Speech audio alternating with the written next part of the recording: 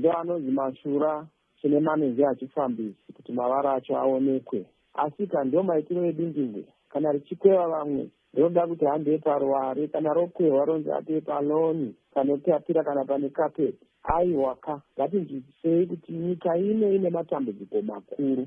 Vanhu havangaroverwi musaga, vanhu havangangoiswi kuiswa kuita kafira mberi kana kuiswa musingwi senyoka yaurawa.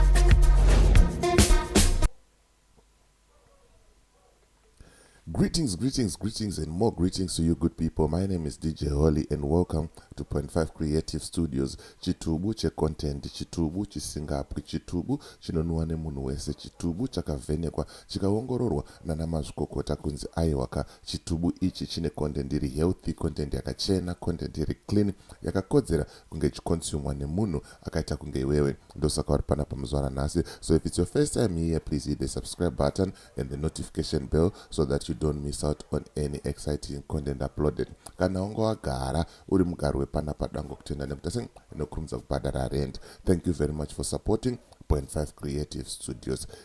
Tinoti makorokoto emwedzi mutsva, tapinda mumwedzi waAugust. Mwedzi uno uri very special kunyanya kwandiri nekuti ndo mwedzi wandakazvarwa. Ndakazvarwa zvangu musi wa30 August.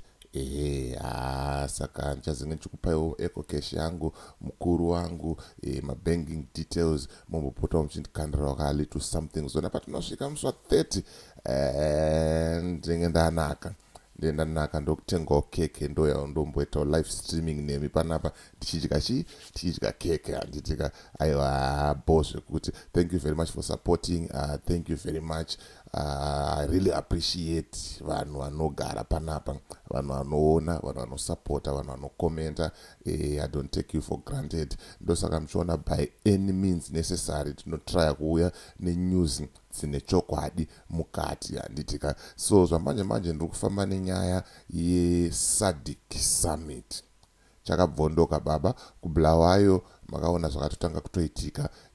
Vanhu vakatanga kuratidzira kukariba, vanhu vakatanga futi sei kuratidzira, but police haisikumira, iri kusunga vanhu baba, iri kusunga vanhu. But ivo vanhu vacho vari kutodawo futi, varitoteedzera kuti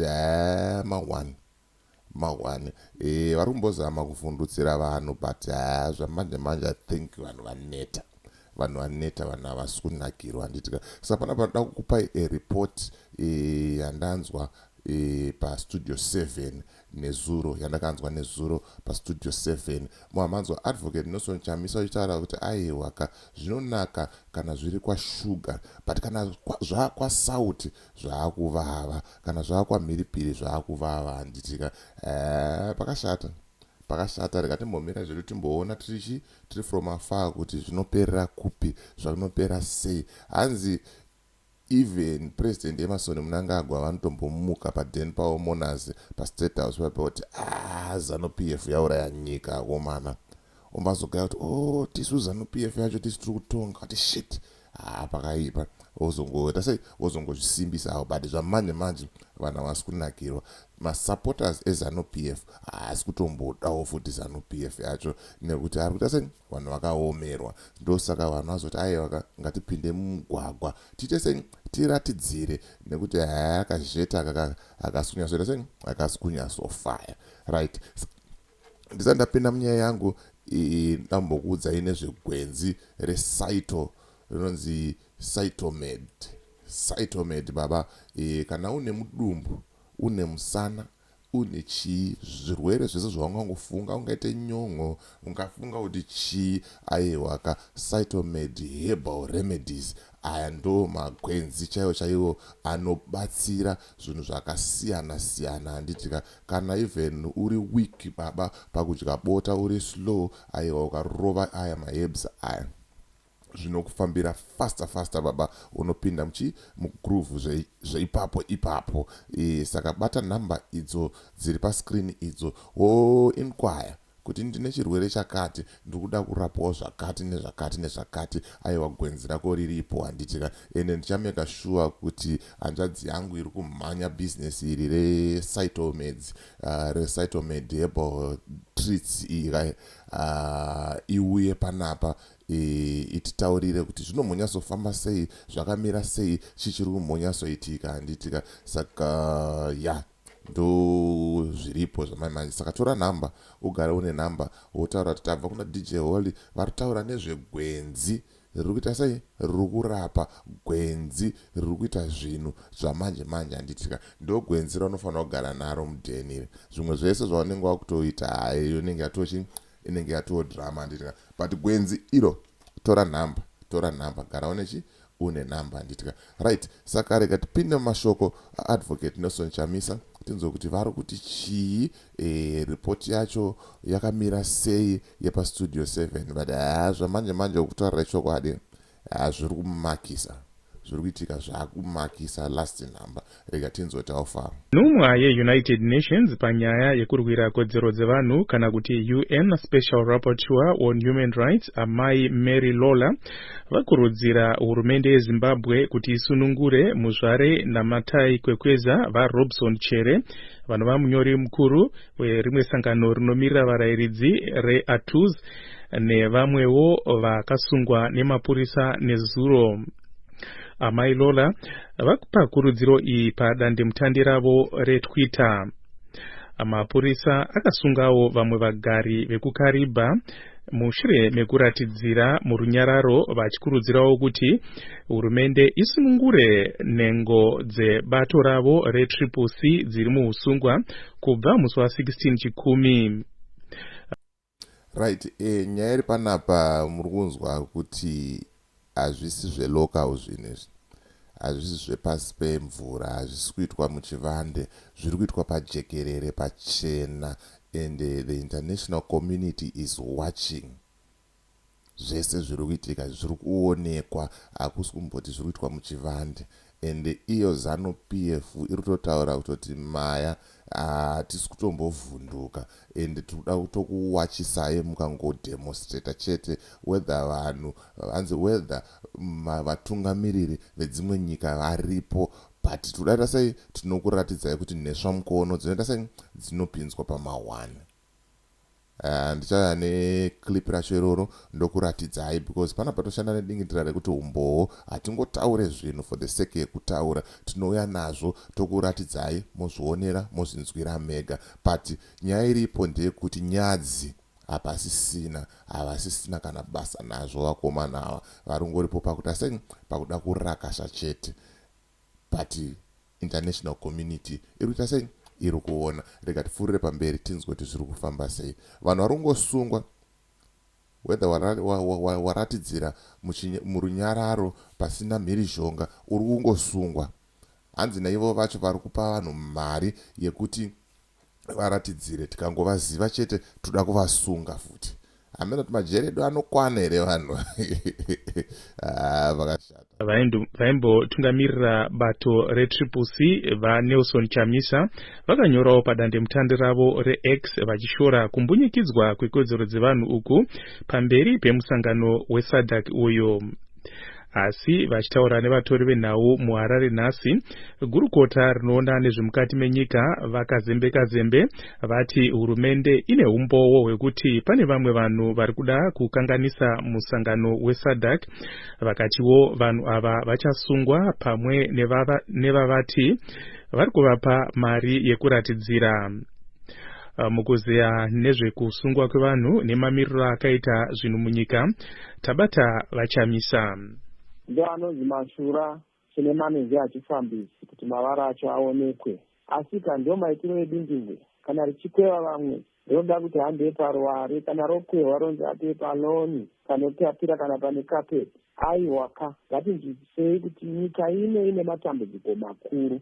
Vanhu havangaroverwi musaga, vanhu havangangoiswi kuita kafira mberi kana kuiswa musingwi senyoka yaurawa. munorevei apa Vachamisa? Vanhu vane kodzero dzokuratidzira, vanhu vane kodzero dzokuratidza zvavasiri kufara, nekuti semazira amunoita vaZulu, chinonzi hurumende vanhu, hurumende nyika vanhu, mambo vanhu, mutungamiriri vanhu. Asi kana mutungamiriri akubudisa tsvimbo, makano nezvamboko nemboma, maTS moko nemotokari dzamunoona dziya chidzingira vanhu kunyanya mavhenda nevamwe vese vanotsvaga kuraramawo zviri pachena. Nokuda kwokuti kuri kunzi kwauya Sadc, mutungamiriri wenenge agwinya, unenge amuka chibhengenene kuita dusura. Izvozvo zvinhu zvakashata zvikuru kana ari mutungamiriri anenge ari mutungamiriri wevanhu. Zvino dambudziko rataita nderokuti tina baba mumba vari kuti votora upu hwevana kuti vaende kunotengesa, kuti vatenge mhasa yemuenzi. Muenzi ari kuuya kwemusi umwe chete achidzokera kumba kwake. Ko vana vachararama nei zvamatengesa upfu? Totarisawo Vachamisa zviri kutaurwa nehurumende kuti totarisawo zvairi kutaura hurumende kuti iri kuti pane vamwe vanhu vari kuda kuvhiringidza musangano weSadc, nekudaro ndosaka vanhu vari kusungwa. Chakatovhiringidza musangano weSadc ndiwo iyoyo baba vari mukoma wangu wechikafu, ndiye akavhiringidza nyika, nekuti maitiro akaita Sarudzi handiwo.